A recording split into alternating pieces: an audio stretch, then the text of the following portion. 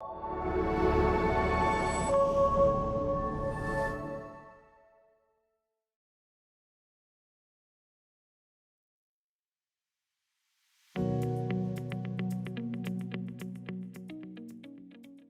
and welcome to the Loop Scoop video podcast. My name is Lana Fine. I'm your host. Today is episode number 8, wrapping up the season. And I am lucky enough to have a friend of mine and an amazing human being, Nisha Puthur, on the show today. Nisha and I met in our program at Thompson Rivers University, doing a Master's of Arts in Human Rights and Social Justice. And so what brought you to want to do the program here in Kamloops? Well, Canada was not my first option, first of all. I wanted to do, after my master's, I have a master's in education, MA in education with inclusive education as a specialization. That's so great. Yeah, so after that, I wanted to do something related to social justice or so. I was thinking about a PhD, but then I didn't have the thing to go for that. And then somehow I found this course because I had a contact studying in TRU. Oh, you did? Yeah. So that's how I know the university. That's how I know Kamloops and the university. And then all of a sudden I saw this course, Human Rights and Social Justice. So I applied for that. Probably just last day I applied. Yeah, I'm in the same boat on that one.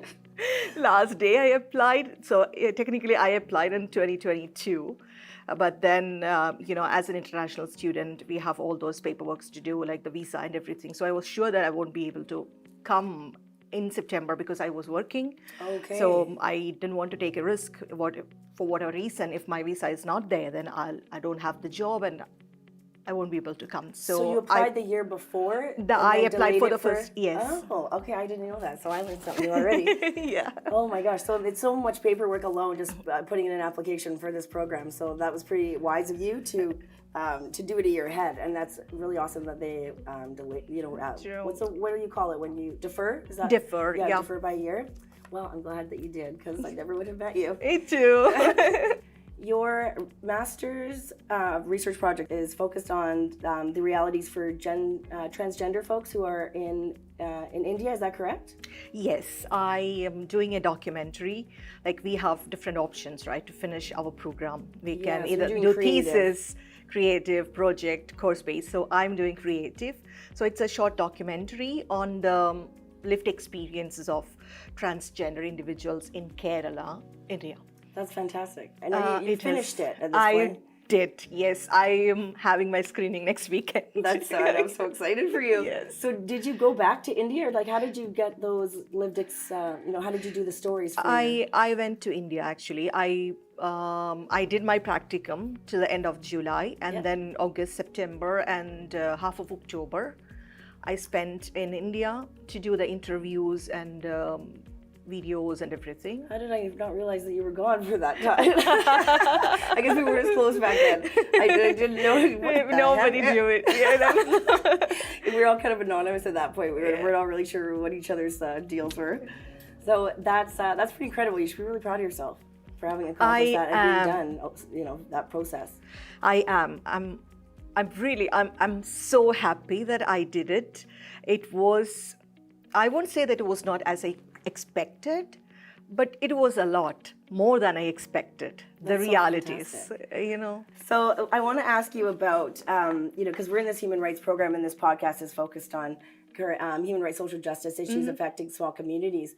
So when we think about the issues that are impacting Kamloops, such as the housing crisis, people experiencing chronic homelessness and the toxic drug crisis, how do you compare what you see here in Kamloops to what you've seen in India previous? Well, this is one thing surprised me. I was never ever used to this situation. I did not know the word homelessness. I mean, like homeless people. Homeless. What is that? So I was like, what? I thought it was people who does not have their houses for whatever reason because they are poor. That's the only thing. Okay. That was because I took it literally. homeless people who do not have home. So that big missing piece of the difference of the context of why people are homeless and all those things, because I was not used to this. I won't say that in Kerala or in India we don't have the situation, but the place where I was coming from, it was pretty okay. So I did not face these kind of issues at all. And in Dubai, everything is so strict. The rules are different, so you don't see them at all. Okay, so everything is safe. Everything is safe, controlled. And in India, in Kerala is actually a bit I would say the progressive state in India. Okay. So because we are way ahead in terms of literacy, high rate of literacy, everybody's graduate. Okay, that's great. I mean, for us, the thing is, it's not the high school, it's a graduation. You finish bachelor's, that's the education actually you should have at least. So there's not the big high school grad, the big focus is on on doing your bachelor's. You should, I mean, you will finish the high school, but then it's just the normal thing, you know, I finish my thing after school. I think that's great. But then we have to do graduate, like bachelor's, master's. So my second master's is actually not something new for the people there. But like to anyone, that's incredible. It's not something your new. Second master's. That's not a lot of things that people can say. So the homelessness, it's a lot. It was a lot for me actually. I can imagine so. Yeah. And because it's so visible. You can't ignore it, and some people might try to, but it's when you go from that drastic comparison, True. You're not. So what about the toxic drug crisis, or overdose crisis? Is that something that you had seen in Kerala, or that you had any idea about the severity? No, I heard about it because in news and all we know about the OD, but I did not know what exactly is it. What are the implications of those things? How does it? I don't know the word for that. How does it look like? What happens with that? We don't know. It's so the tangible, what does that? Yeah, what does that look like in the physical? Because when they say okay, they have drug overdose, there are homeless people. And when I came in fall semester, right? So in September. So by mid-October, let's say, the place where I live is safe. But my sister, she lives in Alberta. She said, in winter, it's already winter, be careful, you have to close the door because otherwise homeless people will come. I said, what do you mean by homeless people will come? I mean, why should they? It must have been really... it's too much for me, actually. A little overwhelming for you is completely understandable, on top of doing this really intensive program focusing on humans. But it's really throwing yourself into it, isn't it?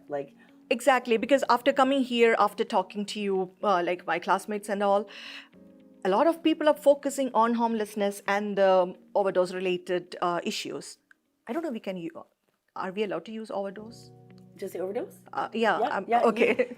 So this is a great question, because when it comes to talking about the OD crisis, exactly, there's a lot of different language that's thrown around, and the language that is totally and completely appropriate way of explaining it. Okay. The toxic drug crisis or toxic poisoning is just a language that's come about after the fentanyl, because of the potency of which that it's not so.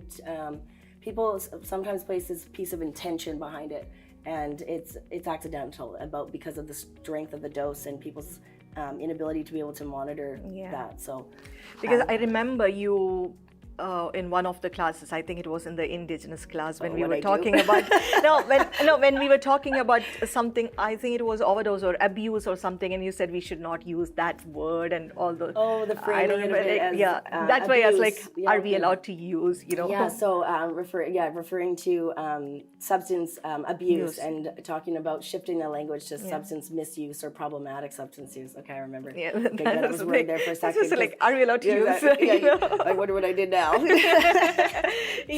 So I did not know about the things. It was, you people are so into that, so serious about that, because this is one of the issues. Totally. So because that, I would say that is the thing when you look through the human rights or social justice perspective, what are the major issues that we see every day or we face every day? Yeah, impacting communities most. Exactly. Yeah. Here the community's problem is homelessness or OD, like overdose. But for us, these were actually not the issues. Okay, so your focus on your something project else being different in your exactly. home community For makes us, sense. it's more, I would say, gender-based violence and racism. I mean, in a different way, because we have this religion, caste, and all those issues. So this, the power structure thing. Completely. These are the things in India. That's why I took the subject about the transgender people. Yeah. Okay. So doing this different thing that's affected the community. For people in Kamloops or Canada, probably this is not a big deal. Yeah. So if we look at the issues here in Kamloops, what do you see as being contributing factors? Like, how did we get here? What do you think caused the complex problems that we have? Well, I really have no idea. Because I never heard about. No, the thing is, because I never heard about a place Kamloops until 2021 or 22. Yeah. So, and then I came here. So, what is Kamloops? What Kamloops looks like? I really have I had no idea. I landed here the day before the classes, started. Right. Yeah, on September 5th, we had our first class on the 5th of September. I came here on 3rd of September in the night or 4th of September in the morning, actually. So the context of which. Yeah. So let me phrase it to you another way. So when we're trying to look at different ways to approach these issues that don't seem to be getting much better or improving, what do you see as being potential solutions in addressing the chronic homelessness, the lack of affordable housing, and the toxic drug crisis? Yeah, this affordable housing is an issue because as an international student, when we came here, like when I check with my friends, I have to have a place to live and all. So they told me, try searching for it well in advance because you're not going to find it. Okay. So I knew that, okay, it's difficult. But you knew that it was an issue that affected everybody of not enough houses. Yeah, exactly. I thought okay, it's because students, we don't have enough money, renting. That's a problem. But after coming here, I knew about homelessness. What leads to this issue, I don't know, but probably the first thing is, of course, unemployment. That's everywhere. It's like when you don't have jobs, you don't have money, you don't have house. The housing first policies, it's like, how can you expect people to maintain employment if you don't have a house or a roof over your head? Exactly. And another thing, from an Indian perspective, I would say, because we are more close to the families, right? So we have a place to live. Most of us, we have a place to live, like with our parents, as long as we want. Okay, so that difference of living with the family. Exactly. As long as my parents have a house, I can stay there. I'm not homeless. I'm not saying that everybody got a house. Yeah. No, but still, it's less. There are ways of, getting it. There are people to help with that. So homelessness, like here, it's not an issue because the family bond is a bit, stronger. A bit different. It's interesting how that's kind of changed over time in Canada because it used to be, I think there's some recent stats about the amount of people that are my age, mid-30s, that are having to go back home because of their inability to be able to buy their own houses. And I know my parents couldn't wait to get rid of me. And I think that's changed a little bit over time, that it's like people realize that how difficult it really is. Yeah. And we just don't exactly have the same opportunities of which our, the generations before us did in the parts of owning a house, owning a home. I think that's the issue about, having no house or a place to stay. And of course, when you have, I've seen it in Kerala also, when for whatever reason, when people end up in streets, their way of living is different. Here it's drug overdose or whatever. Yeah, it makes so much more sense now about why you chose to do your project. Exactly. So what did you find when you, through your documentary, through your research, what were the kind of outcomes, or what is the kind of things that people at home would learn from your documentary that wouldn't be able to see it? Well, the outcomes was not unexpected, something that we already had an idea, but it's like it's more, most important thing, the key factor is the socio-economic structure, let's say, or society and family, like the acceptance, the awareness. That's the problem. They feel like they say literally like other. They don't belong. Okay.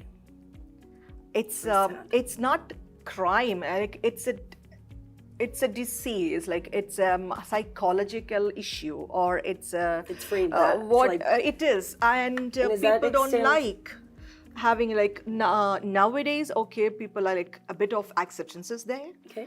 But before, they don't like to have, it's not just transgender. Anything comes under the LGBTQ. That's what I was going to ask. The umbrella. Yeah. It's not just transgenders. So I would say, I mean, you will see it in the screening, but there are like a few people. It was a situation there.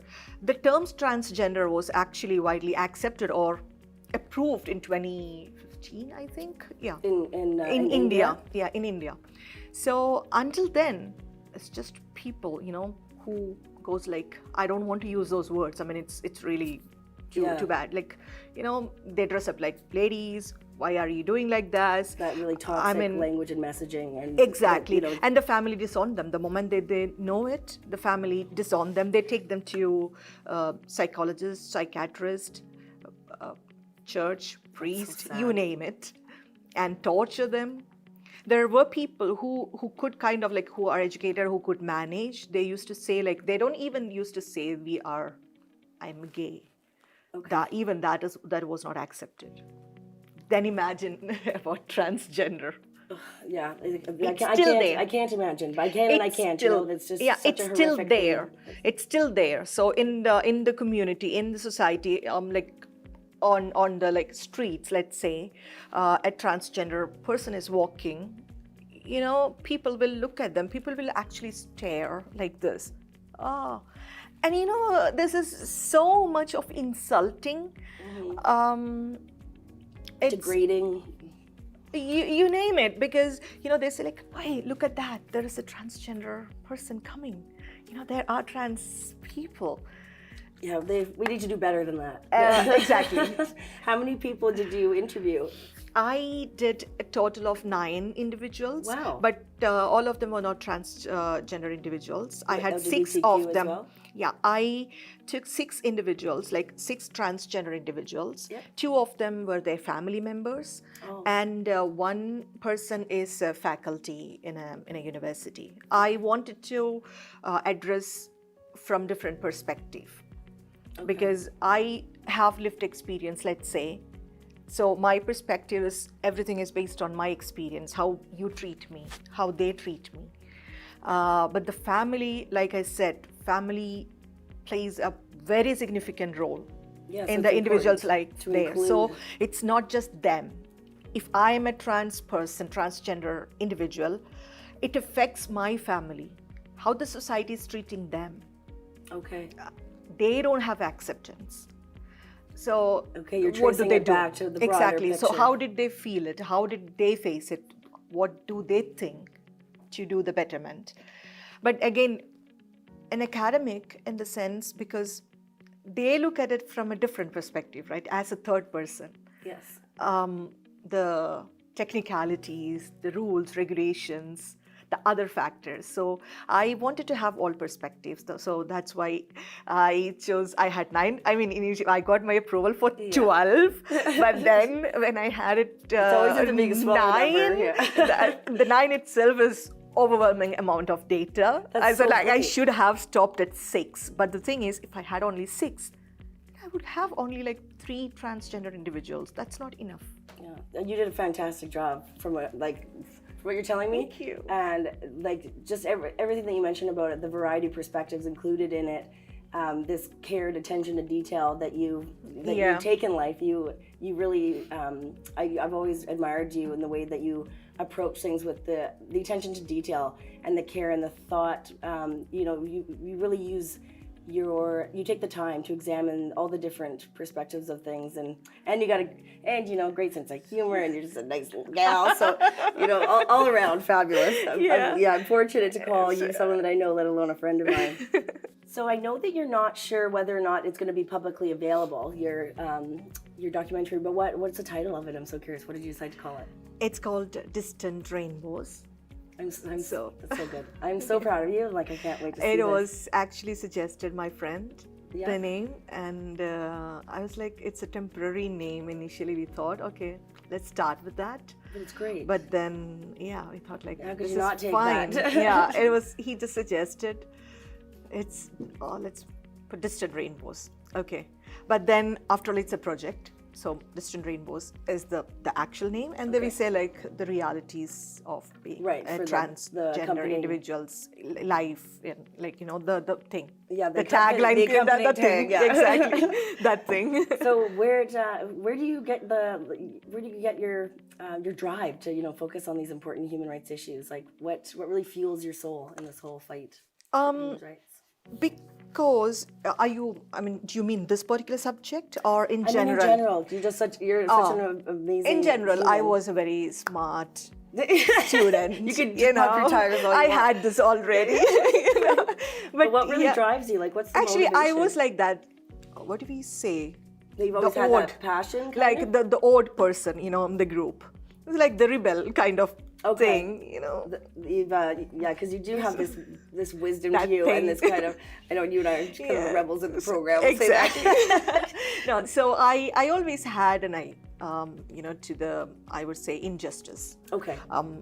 As kids, like I wanted to be a journalist, I wanted to be police, I wanted this and that, but all gone for whatever reason. So I always had this, I didn't have the opportunity. Okay. For personal reasons and all. So when I got a chance, I was like, this is time. Like I said, in my MA education, I wanted to do something that was the closest thing that I could do there. Right. Within my limits, within the limits of my personal, things, and then the country's overall nature and everything. So that was the thing that I could do. I could find like, okay, this is something, let me see where it takes me. Right. So what was it like for you growing up in India? Mine was very good, very nice childhood, I would say. Yeah. Because the place that I come from, it's actually less problematic, probably because of the, there are a lot of things like cultural, political, and all those things are there. So I had access to everything. I was okay. I won't say like we were wealthy. We were probably poor. I was from a village, but there was nothing denied. I belong to a privileged category actually. Yeah. I mean, the only thing I didn't have is probably the money.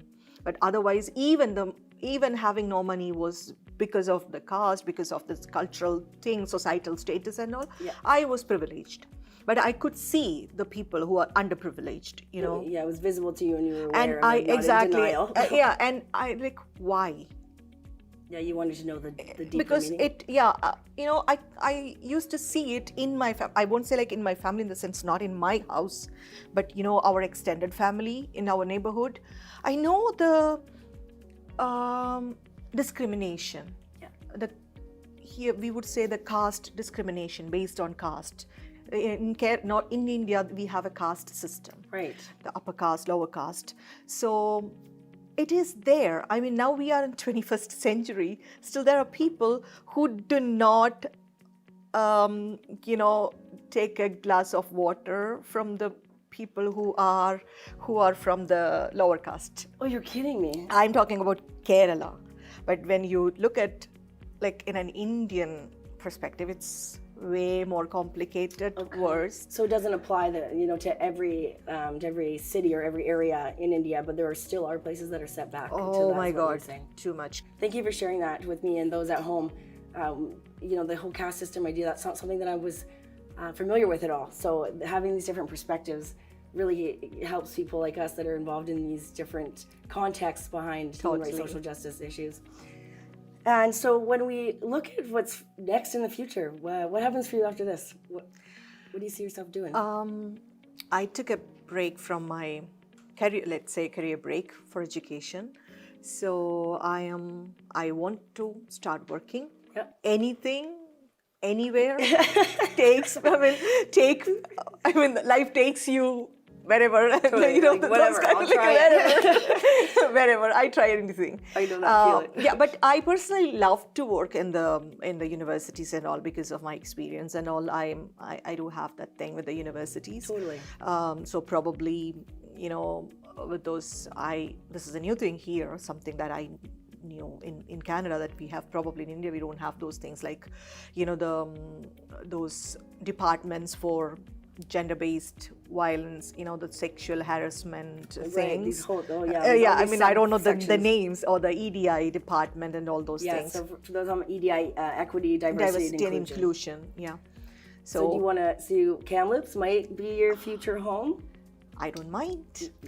I would love it if you did stay. But I won't, be wherever, whether it's Kamloops, whether it's Canada, whether it's somewhere else. I still have the PhD in my mind. Yeah. But what do you think that you would do your PhD in?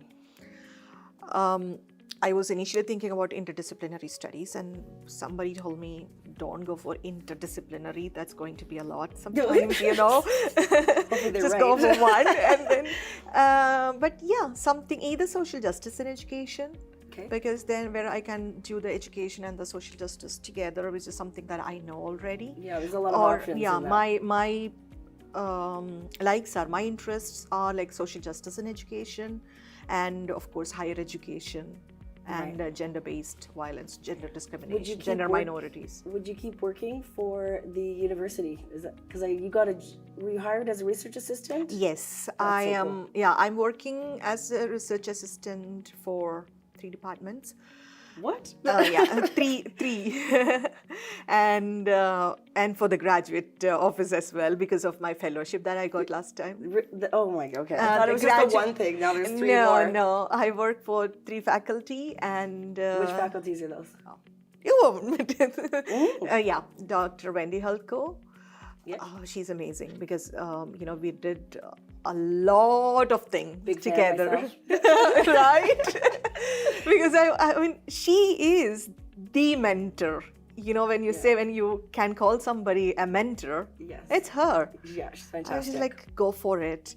And we did a different subject. Actually, I was introduced to aging in place. It's a new concept.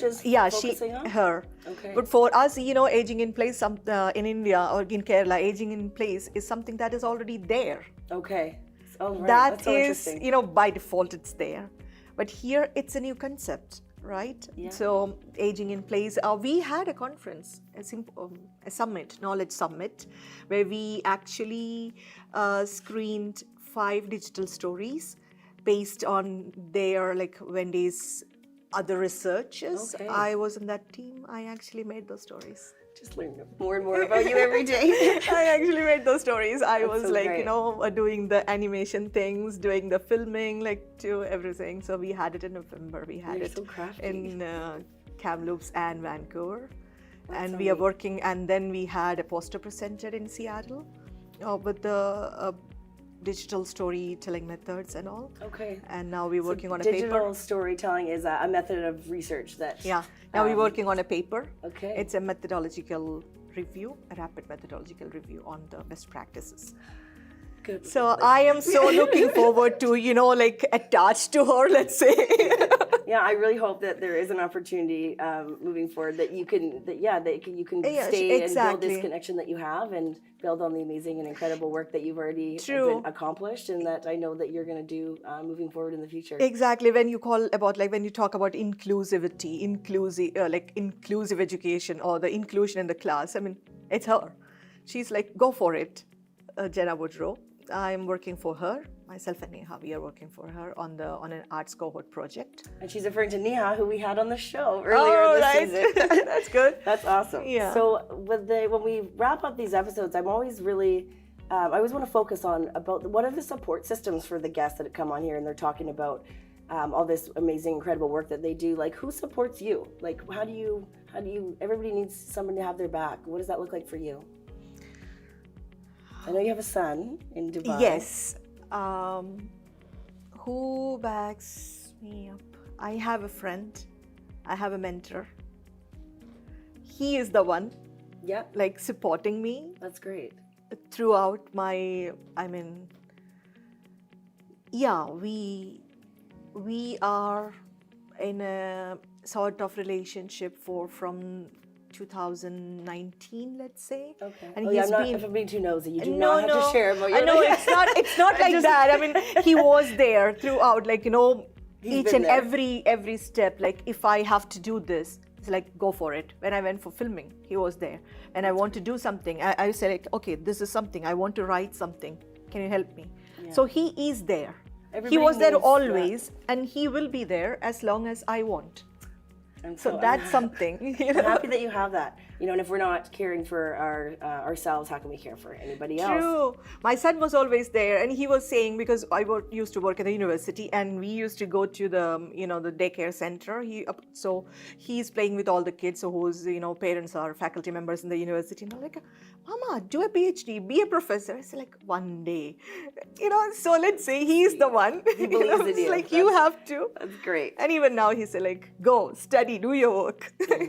That's very special. Yeah, he is. So I want to thank you so much for taking the time today to come down and share your perspective, your in-depth knowledge and wisdom. I think that anybody that has a conversation with you is going to leave that conversation knowing a little bit more about how to be a better person, Thank you. Thank you for inviting me. Of course. Thank you so much. Is there any resources that you want to share with the folks at home that maybe want to get involved in different human rights issues?